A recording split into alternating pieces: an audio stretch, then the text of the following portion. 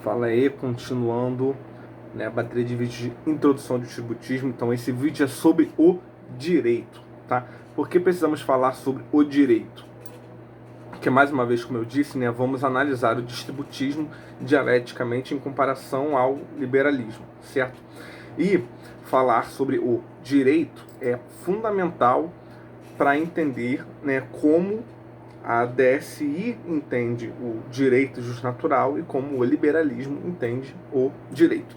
Vocês já devem ter visto algum austro-libertário sendo a favor, né, da privatização de hospitais públicos, escolas públicas, etc. Né? Quer dizer, né, a extinção de tudo que é público. Com o seguinte argumento, né, educação, né, o atendimento médico não são direitos, são prestações de serviço. Esse é o argumento deles. Né? O que isso quer dizer? Eles estão dizendo, certo, que o único direito jusnatural para eles é o próprio corpo. O direito jusnatural à posse, né, ele seria o direito jusnatural ao próprio corpo. É este direito que, evidentemente, todo ser humano deve ter. A partir daí, né, tudo para além do corpo não é um direito, é, né, um contrato, é a contratação de um serviço, é uma compra e etc. Então, por que, né, que os católicos não podem ser austro-libertários? Porque nós não entendemos o direito assim. Então, ó, um trechinho aqui, ó. Os bens da terra são o primeiro dom de Deus para que todos satisfaçam as suas necessidades essenciais e não apenas alguns poucos. Certo? O que esse trecho está querendo dizer, né? Quando a gente fala, né, o direito jusnatural, né, a posses, etc., principalmente quando se fala da terra, nós entendemos que esse direito, ele é, como a Constituição diz, né, um direito básico, certo? Então, nós concordamos que existem direitos básicos que são fundamentais para a dignidade humana, para que o ser humano possa exercer a sua cidadania, né, e possa participar, né, do bem comum, certo? Então, educação, saúde, etc., eles são sim fundamentados em direito jusnatural, são necessidades básicas, eles não são bens de consumo, eles não são só prestação de serviço, né? Ah, Douglas, você está então, né, você tá concordando com o estatismo, etc. Bom, não que seja uma necessidade de ter Estado para garantir este direito, mas que esse direito tem que ser garantido. Por exemplo, né, na Idade Média, né, não que a Idade Média fosse uma anarquia, né, como o Cogos ou os irmãos Choca falam da Islândia medieval, era uma anarquia. Não era, né, tinha Estado.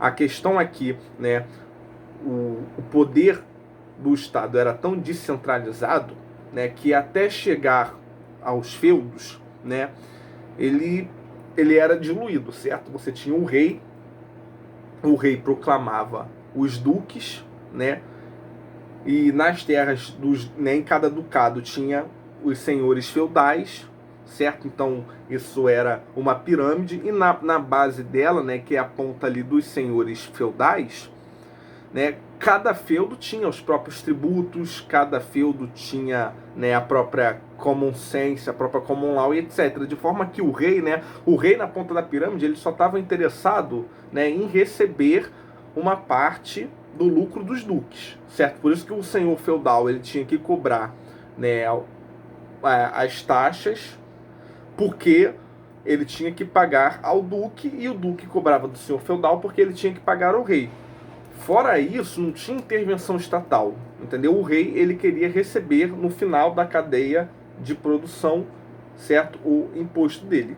Fora isso, não tinha regulamentação, né, não tinha fiscalização, ele não estava presente fazendo prestação, né, de serviço, etc. Então, né, ou seja, existia Estado, né, mas não existia exatamente uma prestação de serviço público e etc. Né? Tanto que as próprias forças militares não existiam, né? Os próprios senhores feudais, né, é que se viravam para conseguir, né, o seu exército, né, que seria um exército particular, né, ou terceirizar, né, grupos,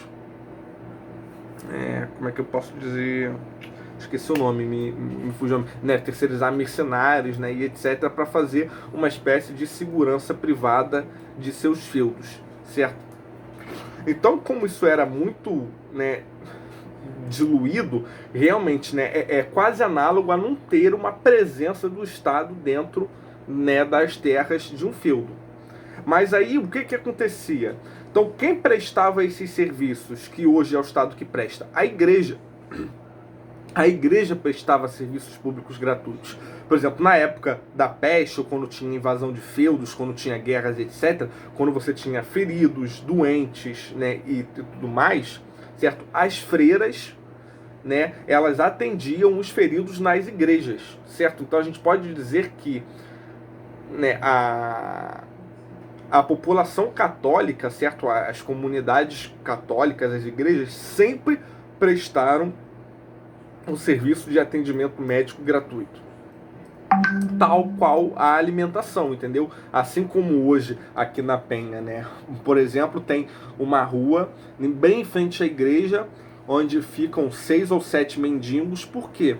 Né? Porque a igreja é a comunidade católica que diariamente racha, compra quentinhas para alimentar eles, etc. Então, subsídios, né, que são básicos, né, como a alimentação, né, o atendimento médico e etc., a igreja sempre fez. Certo? Sempre fez. Então, não é uma questão de ter Estado ou não como serviço público, entendeu? É uma questão que, por pensamento católico, certo? A comunidade católica, ela tem que defender que as pessoas, elas têm que receber esse direito, certo? Seja pelo Estado ou seja pela ação direta da igreja, não, né?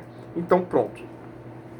Então, quando a gente entende essa questão do direito, certo? E a gente entende que terra faz parte desse direito, né? Eu vou continuar lendo aqui. Eu vou ler agora um texto, não é exatamente um texto meu, tá? Tem uma parte da Montfort, tem uma parte do catolicismo.com, né? Eu fiz uma síntese, eu fiz um apunhalado, né? E eu escrevi isso aqui. Então eu vou ler. Os bens da terra são o primeiro dom de Deus para que todos satisfaçam as suas necessidades essenciais, e não apenas alguns poucos. Tanto isso é verdade que, no Antigo Testamento, a lei judaica ordena que os proprietários de terra, ao realizarem a colheita, não colham os grãos ou frutos nos limites do campo, para que eles possam se servir os necessitados. Está em Levíticos 19, do 9 ao 10.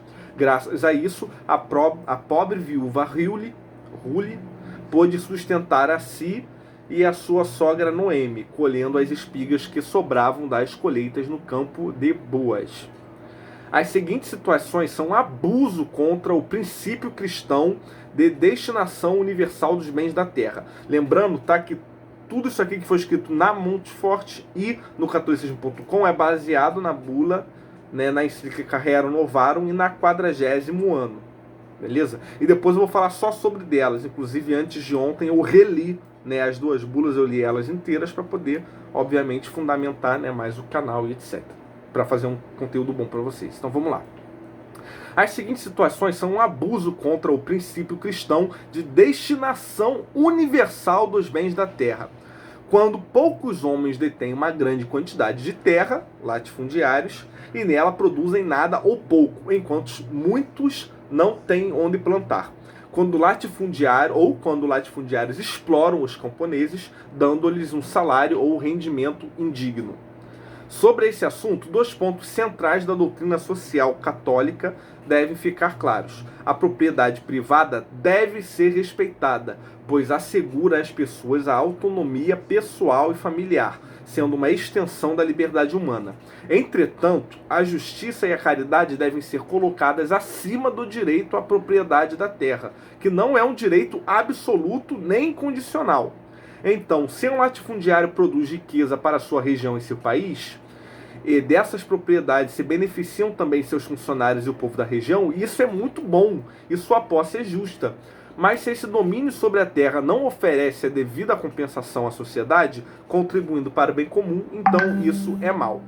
Nesses casos de posse abusiva da terra, as autoridades públicas devem fazer a justa a reforma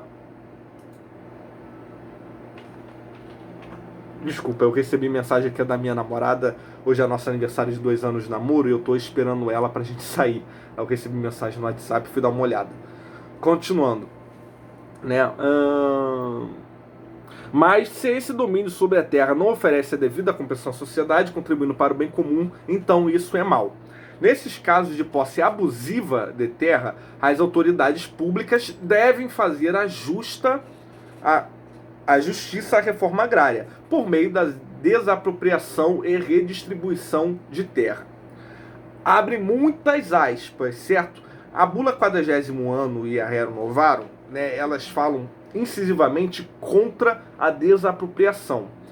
Mas por que a Monteforte aqui então está falando da possibilidade de desapropriação? As encíclicas, né, quando elas foram escritas, elas enfatizaram muito contra a desapropriação, né, por uma questão estratégica, para poder deixar implícito que o marxismo era uma heresia, né? O MST no Brasil, por exemplo, nós sabemos que ele é um movimento revolucionário de cunho marxista, né?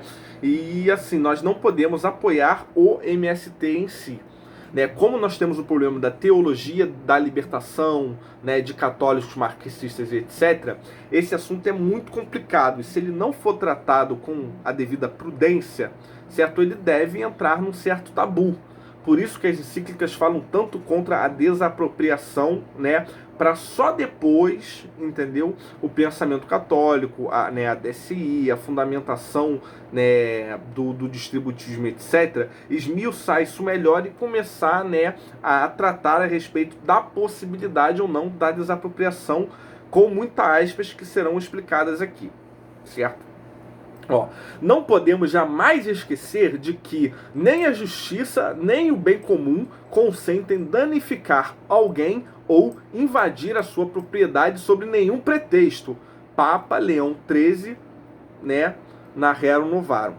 Sendo assim, é inegável que as ações do MST, da Via Campesina e do MLST contrariam a fé católica, a despeito do apoio e envolvimento de bispos, padres e freiras com suas atividades. Tais movimentos recorrem com frequência a atos violentos, vandalismo e invasões, né? Poxa, então como é que o Papa Leão XIII está falando que sob nenhum pretexto a propriedade pode ser desapropriada, e na linha, né, anterior, né, a Monteforte estava escrevendo sobre, né, que as autoridades públicas devem fazer a justa reforma agrária com a desapropriação e redistribuição de terra. Continuem vendo e isso será explicado, né? Eu tô fazendo uma leitura comentada, né, para garantir, porque, né, qualquer um red threadzinho, ou católico liberal, ou austro-libertário, né, quando esse é a primeira vez de eu falando de desapropriação, já quitaria, né, do canal, achando que isso aqui é marxismo, etc. Então, não é, tá? Eu tenho comprometimento, eu prometo a vocês que será tudo devidamente explicado e que isso não tem relação nenhuma com o marxismo. Então, vamos lá. Os papas têm ensinado que a propriedade tem uma função social, desde que um proprietário prejudique o bem comum, o Estado tem o direito de desapropriar a terra, cujo mau uso prejudica o bem comum, mas sempre pagando o justo preço por ela. Então aqui está o primeiro ponto. Em última instância, se for de necessidade que desaproprie terras pelo bem comum, certo? O dono de terra ele tem que ser ressarcido pelo valor da terra de mercado. Tá bom? Então esse aqui já é o primeiro ponto que nos distingue de marxistas, né? Os marxistas, eles querem invadir a terra, a mão armada, matar o cara se preciso for, né? Desapropriar a terra. E assim, é óbvio que isso é injusto, entendeu? Porque uma pessoa passou lá a vida toda trabalhando, empreendendo, investindo, juntando capital. Aí ele compra a terra, né? Não importa, né? Ele tá bom, pô, ele tá 20 anos sem aparecer na Terra. De repente ele tá mantendo essa terra, né, por uma especulação financeira, né, porque ele não tem dinheiro agora para investir na terra, ele quer investir futuramente, etc. Né? Aí, pô, aí a Revolução Marxista vai lá e toma aquilo ali dele e literalmente tirou quase 30 anos, né, de tempo despendido, demandado por ele para juntar capital para comprar aquilo. Isso é injusto. Então, se houver a necessidade de desapropriar a terra, que seja pelo menos ressarcido o valor dela no mercado, entendeu?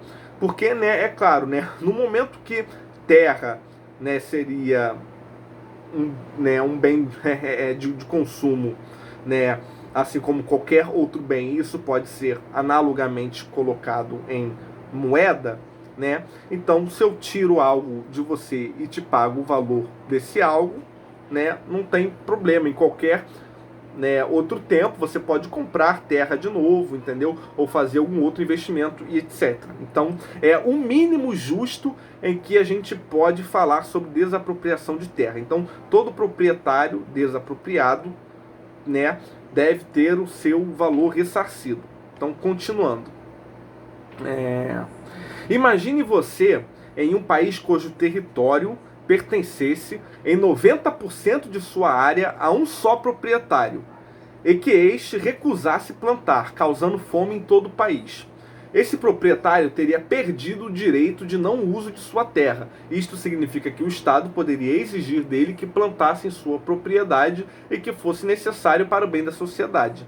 Caso esse proprietário recusasse plantar em sua fazenda, corresponde à maior parte do território do país. Então o Estado poderia desapropriar a sua terra, sempre pagando o seu preço justo, tá? Então aqui outro ponto, não é, o cara não produz, vamos desapropriar ele. Não, certo? Existem outras medidas. O cara não está produzindo, né? A terra está sendo dada por abandono, virou um latifúndio. Existem outras medidas. O Estado pode colocar uma multa, né, com antecedência. Tipo, olha só, se você não a ocupar e não começar a produzir, ou não empreender e empregar gente para trabalhar nessa terra, né, durante os próximos 3 meses, você vai pagar uma multa, né, de tantos em tantos meses. Para quê? Né, porque vai chegar um ponto em que ele vai perceber que é prejuízo financeiro ele estar com aquela terra ali tendo que pagar multa. Então ele vai perceber que ele vai ter que vender a terra para ele não ter prejuízo pagando multa, certo? Então, pode ter outra, por exemplo, supondo que ele tenha a terra e ele tenha outros investimentos. O Estado pode fazer, né, pode, sei lá, propor a ele um incentivo fiscal, por exemplo. Olha só, se você lotear as suas terras, né, e vender as suas terras em lote, né, ou passar a empreender nas terras, etc., a gente vai te dar, né, a gente vai abater tantos de impostos que você paga por outros empreendimentos que você tem, certo? Então, tanto com incentivo, né, ou tanto com multa, né, a gente faria essas pessoas, né, esses latifundiários de terras abandonadas que estão improdutivas, etc., começarem a produzir ou pelo menos começarem a vender as suas terras, beleza? Né? Ou seja, em última instância é que se pensa em desapropriar, mas ainda há um porém, né? Olha só. Porém, esta situação não é a do Brasil, país onde ainda há muita terra desocupada, considerada território nacional. Não há de se conjecturar a desapropriação de latifúndios privados, enquanto ainda há tanta terra desocupada, que são consideradas terras devolutas, sob posse do Estado, que pode ser loteada e distribuída. Então, por que o MST, ao cogitar a desapropriação de terras privadas no Brasil, é contextualmente algo, né, incogitável para o pensamento católico? Porque a gente não está numa situação de absurdo, né, onde é de necessidade a desapropriação de latifúndios privados para fazer reforma agrária. Porque existe uma maior quantidade de terra devoluta sobre posse do Estado do que sobre posse de mãos privadas. Certo? Ou seja, o Estado é hoje, no mundo, o maior monopólio de terras. Certo? Então a gente tem que começar a pensar a reforma agrária, certo? A redistribuição de terras, não pela desapropriação das mãos privadas, mas primeiro pela desapropriação do Estado. Certo? É por isso, né, então, como eu lerei no próximo texto, é por isso que o distributismo ele vai se fundamentar na descentralização do Estado, visando modelos parecidos com o da Idade Média, né? Porque quando o Estado era pequeno, né, era distribuído e etc., né, ele não monopolizava a terra. Os reis, eles não tinham monopólios de terras, certo? Então, né, como o Estado tem hoje. Hoje, a verdade é que, né, o que os reformadores, o que o MST e etc. nega, né, é isso. Eles defendem tanto o Estado, eles querem desapropriar todo mundo, etc. Mas a gente sabe que, na verdade, isso é falso. Na verdade, é um discurso, né, é um discurso socialista, né, é um discurso de uma esquerda estatista, que, na verdade, que é pressuposto para desapropriar terras, para dar essas terras ao Estado, certo? Elas vão virar terras públicas, né? Não vão entrar na mão de ninguém, para a gente inflar mais e mais um Estado totalitário. Então, antes da gente começar a cogitar desapropriação privada, certo? A gente tem que começar a pensar na possibilidade da reforma agrária começar com a redução do Estado, certo? E com a retirada das terras dele, beleza? Então, atualmente, o pior inimigo do campesinato, das famílias trabalhadoras que precisam de terra para produzir, não são os latifundiários. Não que eles não sejam um problema, mas eles são um problema menor que o próprio Estado. Continuando a leitura, a leitura anterior comentada, tá? Estava na Monte Forte. Eu vou colocar o link na descrição. A leitura abaixo, né, é do catolicismo.com. Eu sintetizei tudo em um texto só. Então vamos continuar. Reforma agrária se compõe de um conjunto de medidas, em geral de índole econômica, mas também política e social, que visa reformar uma situação concreta no âmbito da produção e do bem-estar social. Tais medidas devem obedecer, é claro, aos princípios da ação moral. A doutrina social da Igreja ensina esses princípios morais e exige seu cumprimento. É o que encontramos fartamente enunciado nos documentos dos papas, mas não cabe à doutrina social da Igreja indicar um conjunto de medidas concretas, preferencialmente ao outro, para solucionar determinado problema de um país, desde que as medidas em questão em nada firam seus princípios. Ora, uma parte muito ponderável do território brasileiro está ainda constituída de terras, em geral agricultáveis, pertencentes aos poderes públicos federais, estaduais e municipais. O montante das terras assim disponíveis é superior às áreas territoriais somadas nos vários países europeus.